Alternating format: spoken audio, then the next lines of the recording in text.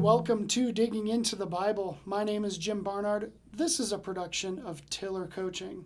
All right, well, it's day 71. Whoa, we have 10 more days left in this study. And I just have to say, we are killing it! And by it, I mean Jesus. I mean, seriously, like Jesus is so close to the cross now. Things are unraveling really quickly. And in fact, this is probably one of the fastest unravelings that we will see in this section today. And how's that for a lead-in? Woo! Nice. Good job. All right, let's go ahead with that and dig into Matthew chapter 26, starting at verse 36. Then Jesus went with them to a place called Gethsemane, and he said to his disciples, "Sit here while I go over there and pray." And taking with him Peter and the two sons of Zebedee, he began to be sorrowful and troubled. Then he said to them, "My soul is very sorrowful, even to death. Remain here and watch with me." And going a little farther, he fell on his face and prayed, saying, "My Father, if it be possible, let this cup pass from me. Nevertheless, not as I will, but as you will." And he came to the disciples and found them sleeping. And he said to Peter, So could you not watch with me 1 hour? Watch and pray that you may not enter into temptation. The spirit indeed is willing, but the flesh is weak. Again, for the second time, he went away and prayed, "My Father, if this cannot pass unless I drink it, your will be done." And again he came and found them sleeping, for their eyes were heavy. So leaving them again, he went away and prayed for the third time, saying the same words again. Then he came to the disciples and said to them, "Sleep and take your rest later on. See, the hour is at hand, and the Son of Man is betrayed into the hands of sinners. Rise, let us be going. See, my betrayer is at hand." All right, so, man, Judas, you are blowing it so hard. Like, ugh. All right, isn't it interesting who Jesus took with him to the garden? Peter, like the most zealous of them all, the man who can't not Peter out.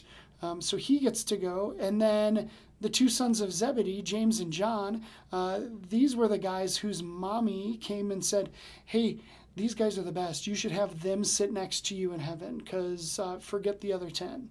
And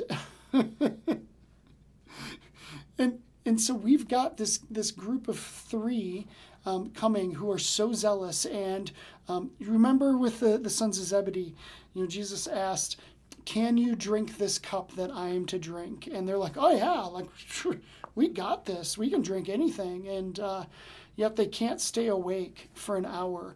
And the cup that is being needs to be drunk. It's like it's the beginning process right here, right now, and you can't do it. I just think it's so interesting that Jesus chose these three men, and I love it. Anyways,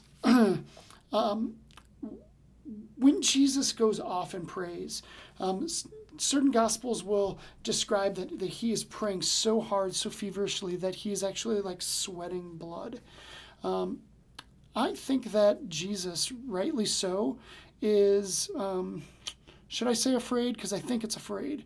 At least pensive, at least concerned, at least uncomfortable with this scenario that the cross is coming, and the cross is going to be brutal. But the cross is so necessary. He prays, "Okay, not my will, but your will be done." And that's the right prayer. That's the prayer that we all need to have in all of our circumstances.